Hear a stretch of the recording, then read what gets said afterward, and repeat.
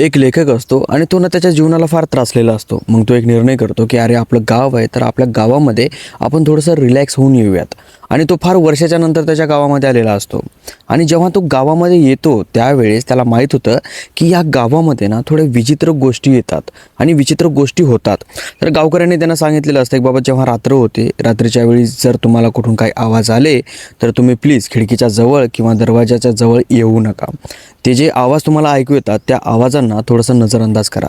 जर तुम्ही असं केलं नाही तर तुमच्याही घरामधलं कुणी ना कुणीतरी गायब होईल आणि सकाळी परत येईल. पण विचार करा, सकाळी जर ते आलं तर ते नाही, ते दुसरं होऊन येईल. आता त्या लेखकाला सांगितलेलं असतं, पण त्याचा एक मुलगा असतो, त्याला कुणीही सांगितलेलं नव्हतं.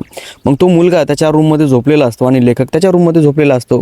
रात्रीची वेळ असते, काळोख पसरलेला असतो, पूर्ण 12-12:30 वाजलेले असतात. त्यावेळेस त्याच्या मुलाच्या कानावर एक आवाज येतो. त्याचा मुलगा उठतो आणि खिडकीकडे बघतो, तर हवेमध्ये एक छोटा मुलगा तरंगत असतो. त्याचा चेहरा पूर्णपणे पांढरा शुभ्र झालेला असतो आणि तो त्याला आवाज देत असतो. तर त्या लेखकचा जो मुलगा आहे तो त्या मुलापाशी जातो, खिडकीपाशी जातो आणि खिडकी उघडतो. आता खिडकी उघडण्याच्या अगोदर याला जाणीव होती की आपण खिडकी उघडायची नाही. पण तो जसा जसा त्या मुलाच्या जवळ जातो ना, तसं तसं तो मुलगा या लेखकाच्या मुलाला हिप्नोटाईज करतो आणि याला खिडकी उघडावा लागतो. आणि खिडकी उघडल्याच्या नंतर जेव्हा तो मुलगा आत येतो त्यावेळेस या लेखकाच्या मुलाला समजतं की यार, हा मुलगा काहीतरी विचित्र पद्धतीचा आहे किंवा काहीतरी वेगळी शक्ती आहे.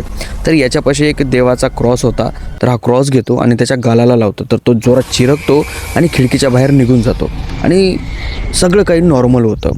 त्यावेळेस या मुलाला समजतं की या गावामध्ये असल्या प्रकारचं असतं. आणि तेव्हा हा मुलगा त्याच्या वडिलाला विचारतो. त्यावेळेस त्याचे वडील जे सांगतात ते जे गावकऱ्यांनी त्यांना सांगितलेलं असतं तेच यांना सांगतात. आणि तेव्हा याला समजतं की बाबा रात्रीला बाहेरच्या आवाजांकडे लक्ष द्यायचं नाही. आता हे जे मी तुम्हाला सांगितलं आहे ना, हे सगळं काही एका मूवीमधलं आहे आणि त्या मूवीचं नाव आहे सलेम लॉट असं आहे. आणि ही मूवी 2024मध्ये रिलीज झालेली आहे. तर ही मूवी तुम्ही बघू शकता.